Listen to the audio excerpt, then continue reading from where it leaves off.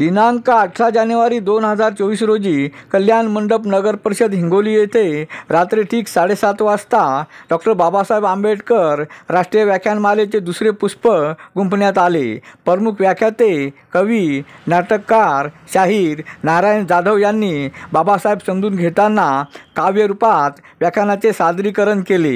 यावेळी advocate LR Sable, मुख्याधिकारी तथा प्रशासक नगर परिषद हिंगोली अरविंद मुंडे, डॉक्टर बाबासाहेब आंबेडकर व्याख्यानमालेचे अध्यक्ष प्राध्यापक डॉक्टर शत्रुघ्न जाधव, उपाध्यक्ष कैलास भुजंगळे, सुभाष भिसे, सचिव प्राध्यापक डॉक्टर सुखदेव बलखंडे, सहसचिव भीमराव कुरवाडे, कोषाध्यक्ष प्राध्यापक डॉक्टर सचिन हाटकर, डॉक्टर भगवान पुंडगे, मनोहर वाकळे, बाबूराव काळे व मोठ्या संख्येने बौद्ध उपासक उपासिका उपस्थित होत्या।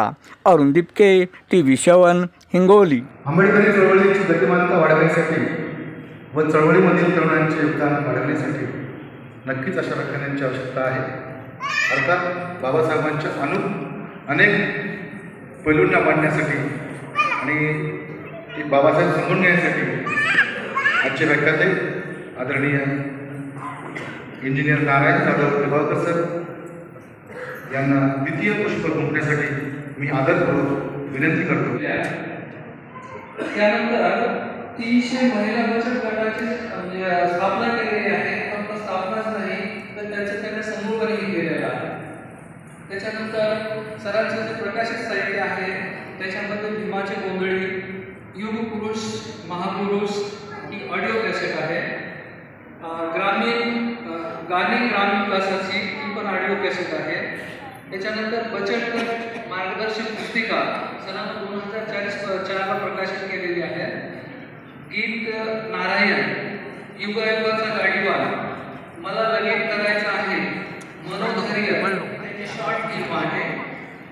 त्या फिल्मचे त्यांनी पटकथा आणि संवाद लिहिलेले आहे। आणि डॉक्टर बाबासाहेब आंबेडकर महाव्याख्यानमाला निवडक 25 व्याख्याने या ग्रंथाचं त्यांनी संपादन केलेलं आहे।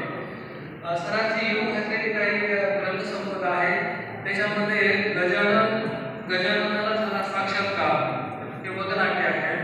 वाईट का वाईट काय आहे आणि त्यातून काय चांगलं होतं, चांगल्यात चांगलं उदाहरण घेऊन ते तर चांगलंच राहणार आहे। पण माझ्यासारखा सामान्य खेड्यातून आलेला मुलगा याला आंबेडकर कसा समजला, कोणी समजून सांगितलं?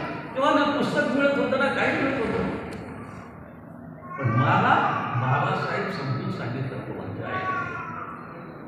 माझी आईने कोणत्याही शाळेची पायरी कधी चढली नाही, पण तिला माझी नाळ बाबा आपल्या स्वतःची नाळ तुटली आणि माझी नाळ बाबासाहेबांची